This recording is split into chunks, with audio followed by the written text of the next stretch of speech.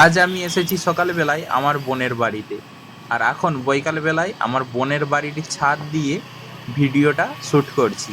দেখুন আমার বোনের বাড়ির সামনে এই যে পাকা রাস্তা আর সবুজ ফাঁকা মাঠ, চারিপাশে মাঠ আর মাঠ। সরি, আমি ভিডিও বানাচ্ছি না, আমার বোনই ভিডিওটা বানিয়ে দিয়েছে। আর আমি ওই দেখুন নিচে বসে আছি। পাশেই তখন বিজয় মিছিলের প্রস্তুতি চলছিল, আর নিরাপত্তার দায়িত্বে ছিল 5 জন ইন্ডিয়ান আর্মি অফিসার। আমি তখন ওইখানেই বসেছিলাম। আমার এই শারীরিক অবস্থা দেখে স্যারেরা আমার দিকে এগিয়ে এলো আমার সাথে কথা বলবার জন্য। স্যারেরা খুব আন্তরিকভাবে আমাকে জিজ্ঞেস করলেন, তোমার এই অবস্থা কি জন্মগত? আমি তাদেরকে জানালাম, না, জন্মগত নয়।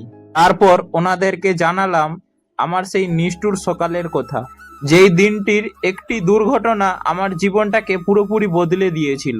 ওনারা শুনে প্রচন্ড আফসোস করলো। ওনারা আমাকে বলল, এরকম দুর্ঘটনা আমরা প্রতিনিয়ত দেখি। আমরা জানি মেরুদণ্ড বা স্পাইনাল কর্ডে আঘাত লাগলে জীবনে বেঁচে থাকা কতটা কঠিন হয়ে যায়। কোথায় কোথায় একটি অফিসার আমাকে আসার আলো দেখালো। উনি বললেন যে রাজস্থানে শ্রীনগরে একটি বিশেষ চিকিৎসা কেন্দ্রের তুমি খবর নিতে পারো, সেইখানে তোমাদের মতো প্যারালাইসিস পেশেন্টদের খুব উন্নত মানের ভালো চিকিৎসা হয়।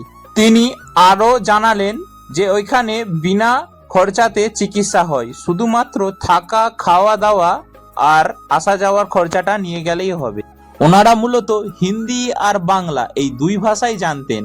ওনাদের সাথে যখন আমি হিন্দিতে কথা বলা শুরু করি তখন ওনারা আরো খুশি হলেন এবং ওনারা আমাকে খুব মোটিভেট করলেন।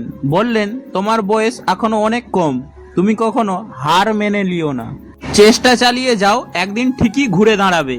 ওইখানে স্যারেরা প্রায় 1 ঘন্টা ধরে ডিউটিতে ছিলেন। যাবার সময় আমাকে মন থেকে আশীর্বাদ করে গেলেন এবং আমার ডিজিটাল কন্টেন্ট তৈরি করার কাজের প্রশংসা করে বললেন, এগিয়ে যাও, একদিন ঠিকই সফল হবে।